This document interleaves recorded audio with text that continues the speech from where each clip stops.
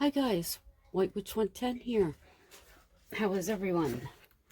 Now this material here that you're looking at, I'm going to be making, not this evening though, a teasel, or some teasels, because I've got quite a bit here. There is a new fabric store close to where I am. It's called Fabrications.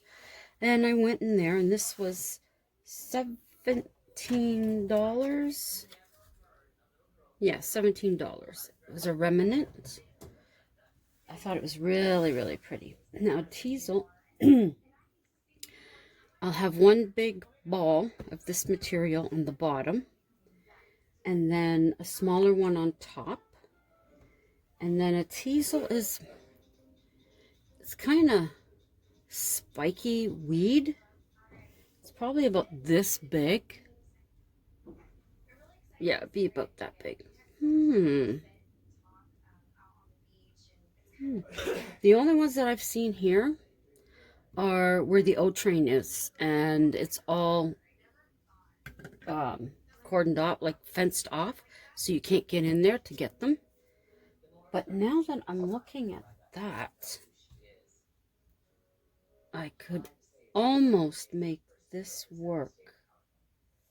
Maybe. Either that, or I'll have to look for a teardrop wooden shape. I know that mostly all they have is the wooden balls, but something like that, I don't know. Either that or else I'm going to have to get clay and shape it myself. So, but it's really cute when it's done. So there's a few of them now that I have to get together for you. There's the egg. I'm still waiting for that picture, but I did tell my friend when she has time, no problem. And I haven't cut the Bristol board yet for the frame. I've just been so lacking in getting stuff together. Crazy. And then hubby and we haven't decided when to do the paint pours yet. He's trying to figure out what color he wants to use. But this is going to look really cute. So I'll be cutting two different circles, sizes. One, of course, for the bottom will be larger, and the other one will be smaller. So, and I'm going to be talking to you this evening about Expo 67. Now, I have this because my family went there. My parents and my brother and my sister. And I think my brother said he went once, I guess with some friends. I don't know. I don't know. But these, well, okay, we got quite a few here. There's a photo. And there's another one.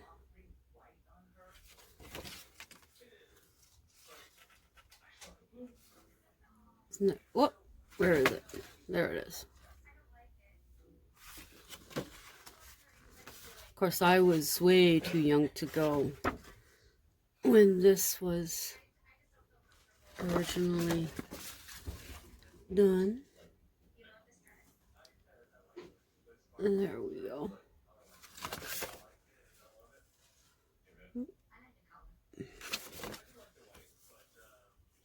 Some pretty funky stuff. Okay, there's the gondolas.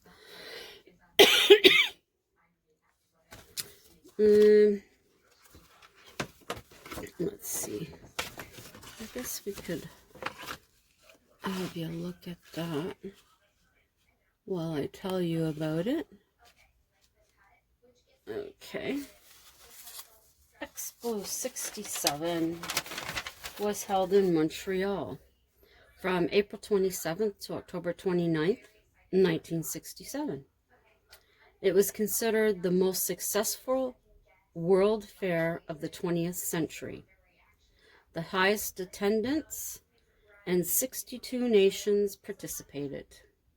A single day attendance was 569,500 on the third day. The motto was Man and His World. It covered 365 hectares, 900 acres. The total number of visitors, 50,306,648. Montreal bid for Expo in 1958.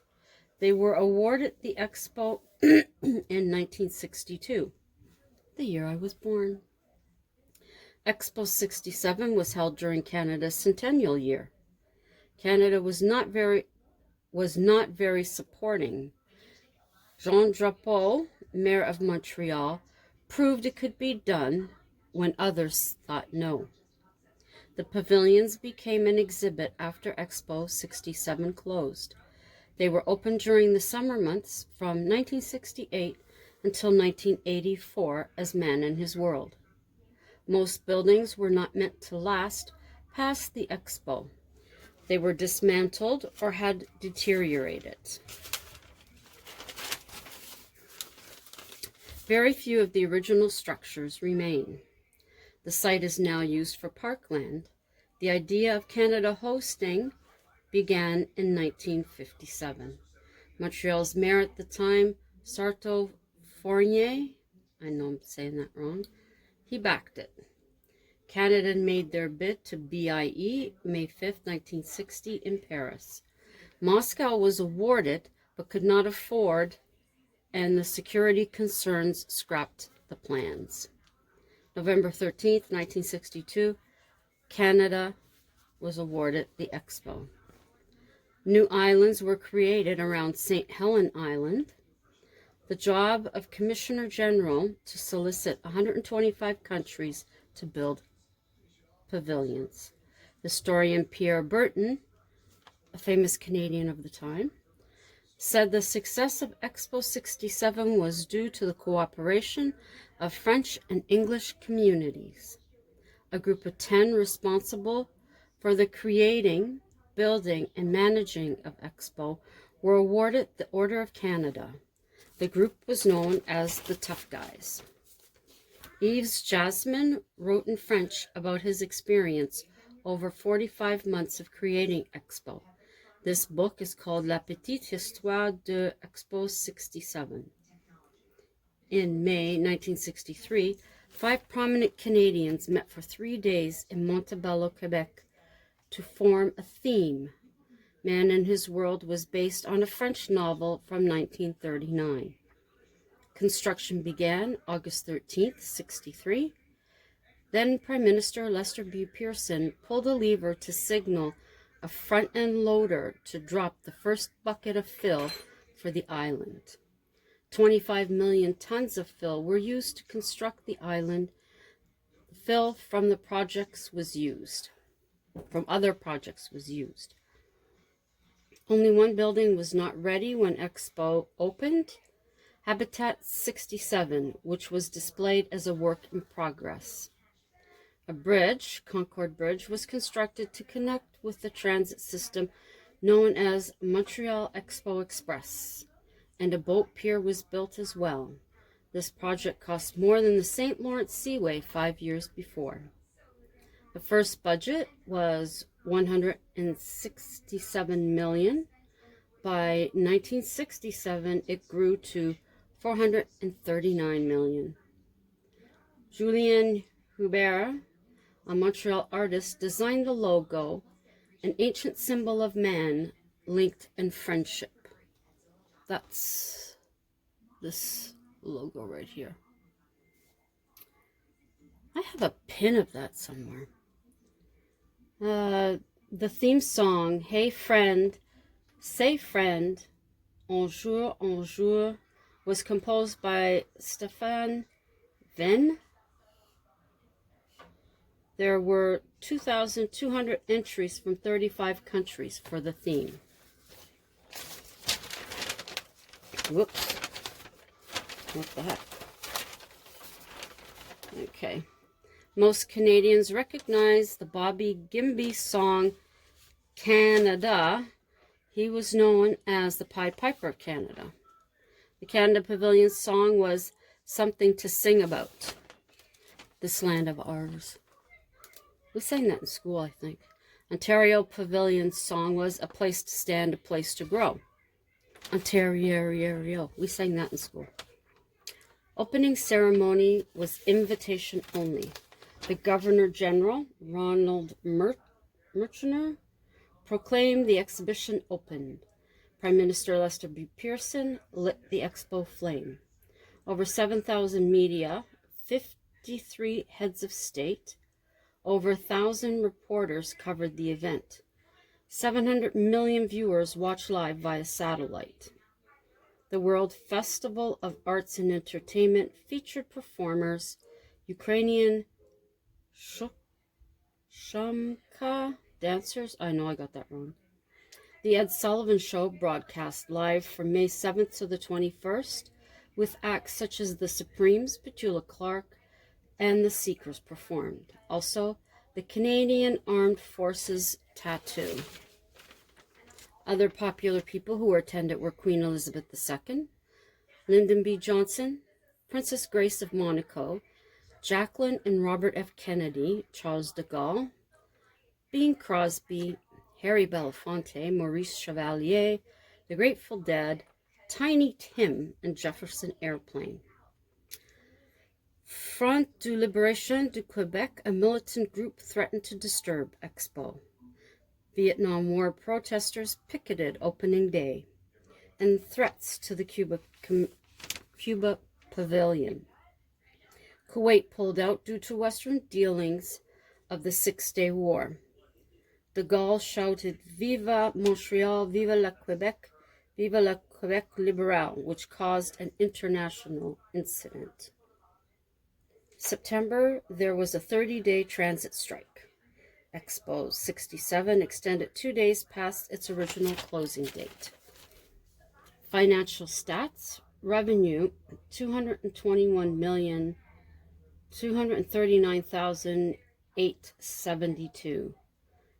The cost, $431,904,683. And the deficit, $210,664,811.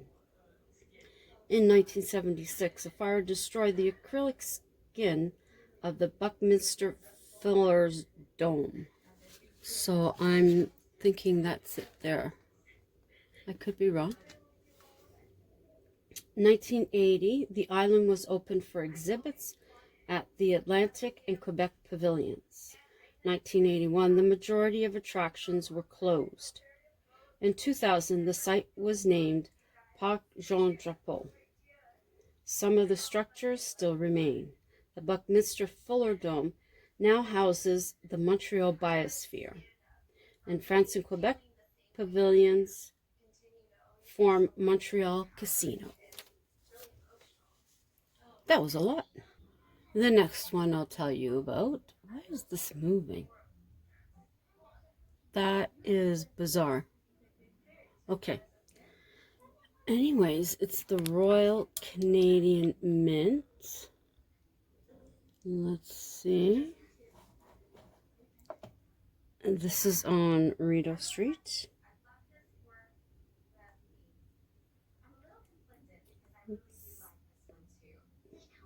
I've never seen it from that angle. We went there when they actually were getting rid of the penny. Oops, and we got to press our own penny. See, the Royal Canadian Mint. And we got to press on it. I don't even remember what we pressed. What does it say? Oh, it just says Royal Canadian Mint. That was 2014. That's the back with the year. And then that's the front. Pretty cool. And then you can get, which I did. Mind you, most of the water's gone. But you can get, what were you? A little bit of gold. See, most of the water's gone. It's evaporated. Now, Royal Canadian Mint. It is a Crown corporation founded in 1908. The revenue is $2,641,000.4. Operating income $34,563,000, and these numbers are from 2016. Net income $24,488,000. Total assets $444,000,097, and total equity $185.356 million. It employs 1,280 people. The Mint is responsible for making all coins in circulation in Canada. The Mint also manufactures coins for other countries. They are also known for their collector coins. Ah, yes. This is how they come. This is one that I received this past Christmas from my sister and her husband. And it comes in a really nice little box. And it is part of the Haunted series. This is the Brakeman coin. And then, of course, Her Majesty's on the other side. There's that one. Pretty cool. And then you get a little thing with it there. Now, Canada Post did a series of Haunted.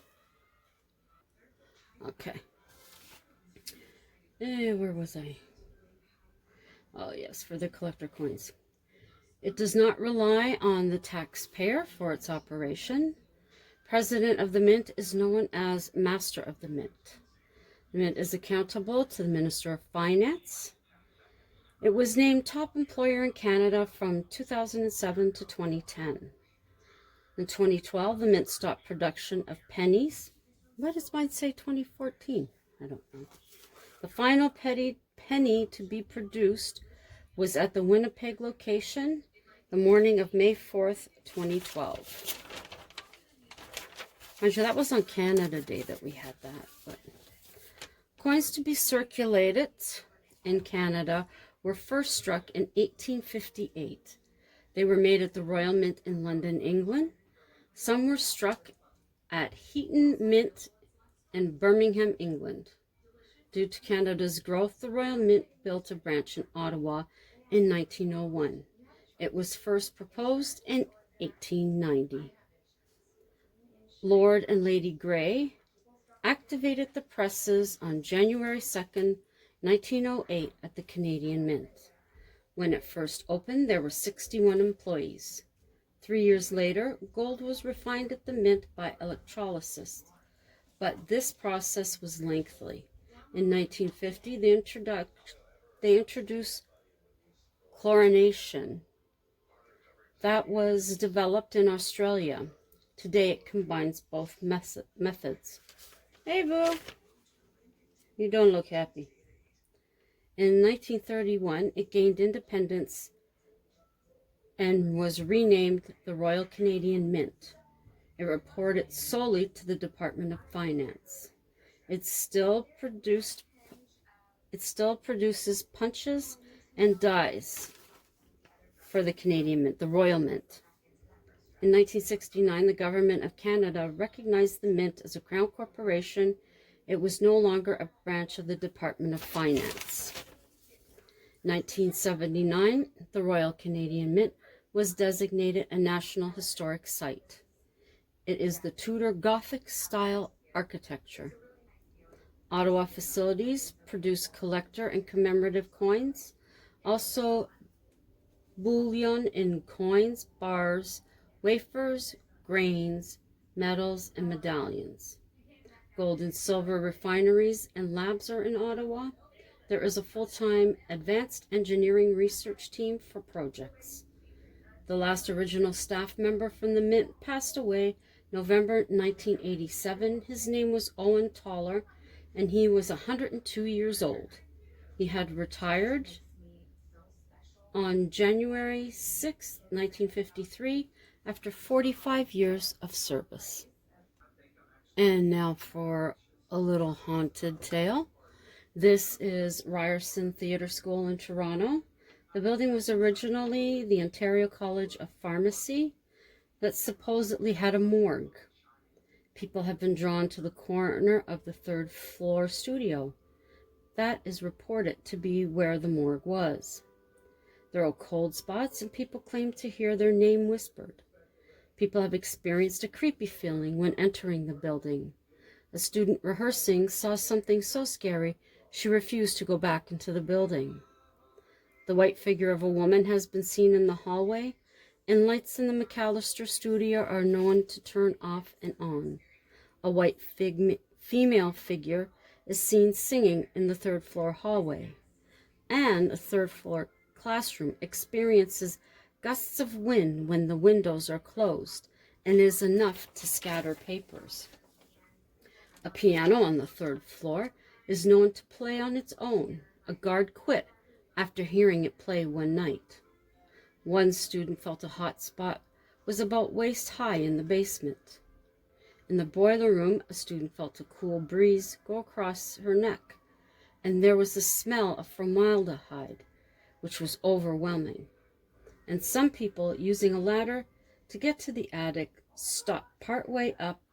They claim there is a nastiness present. Those are the ones for this evening. I have two others, but I think we'll hold on to those for another day. But I will continue with the barn. Now, we left off with them finding the letters, and I read one of them. And the next one, my dearest Albert, I am beside myself with worry. While in the barn yesterday, one of the pails moved on its own. I'm not lying. It lifted off of the peg and came short of striking me. I've heard footsteps in the loft, and our pitchfork is missing. Mr. Steller has also been witness to these happenings. My only refuge is our farmhouse. The other morning, I found the hay from the west field thrown everywhere. This is not the work of neighborhood children. I cannot strongly enough stress that you must get home. To this letter, there is a reply. My loving Carrie, I will be home in 3 days' time. Please stay away from the barn. Have Mr. Steller lock it so no one or animal can enter it. I have acquired property in the next town. Get all our possessions packed and ready for my return.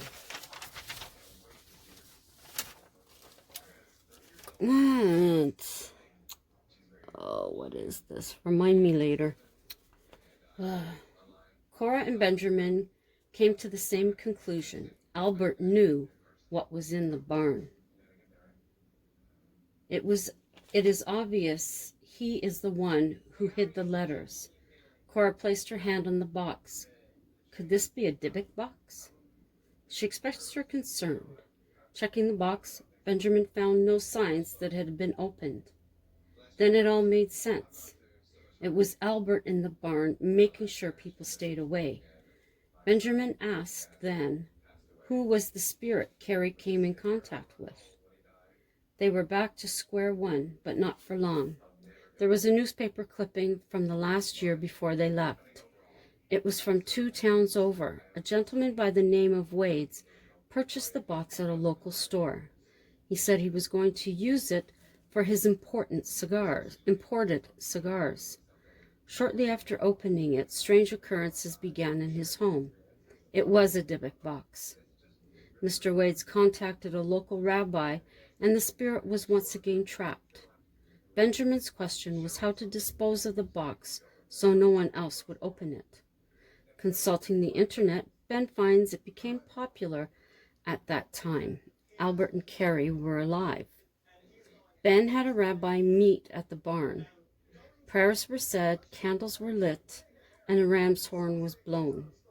The air seemed to lift. There was a feeling of calm and release. The rabbi suggested they bury it, even though the spirit had been banished. Cora and Benjamin did as instructed. 5 years later, the land was bought by a developer. A construction worker, a skeptic, unearthed the box while digging. Do you believe it is safe for him to open? We may never know. After that day, he has never been seen. Though in the back street alley, in a garbage dumpster, there is a box under cardboard. If you found it, would you take it home?